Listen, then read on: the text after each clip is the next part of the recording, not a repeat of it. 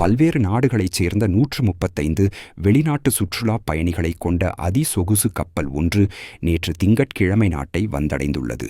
குறித்த அதிசொகுசு கப்பலானது நேற்றைய தினம் காலி துறைமுகத்தை வந்தடைந்துள்ளது.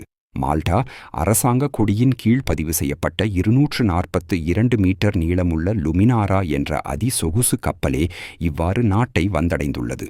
குறித்த கப்பலானது பல்வேறு நாடுகளைச் சேர்ந்த 135 சுற்றுலா பயணிகள் மற்றும் 375 ஊழியர்களுடன் இலங்கைக்கு வந்துள்ளது. மேலும் இந்த கப்பலில் உள்ள சுற்றுலா பயணிகள் காலி நகரை சுற்றி பார்க்க திட்டமிடப்பட்டிருப்பதாகவும் தெரிவிக்கப்பட்டுள்ளது.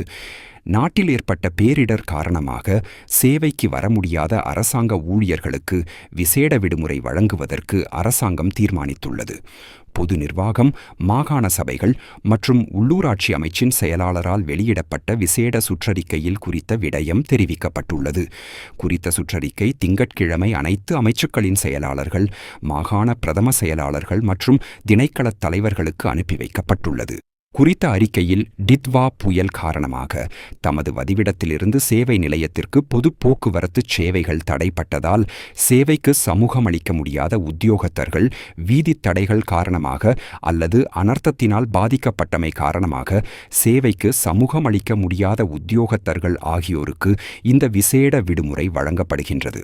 அரசாங்க உத்தியோகத்தர்கள் தாம் கடமைக்கு சமூகமளிக்க முடியாத காரணத்தை குறிப்பிட்டு பிரதேச செயலாளரால் சான்றுபடுத்தப்பட்ட தமது பகுதியின் கிராம உத்தியோகத்தரின் பரிந்துரையுடன் கூடிய விண்ணப்பத்தை நிறுவனத் தலைவரிடம் சமர்ப்பிக்க வேண்டும்.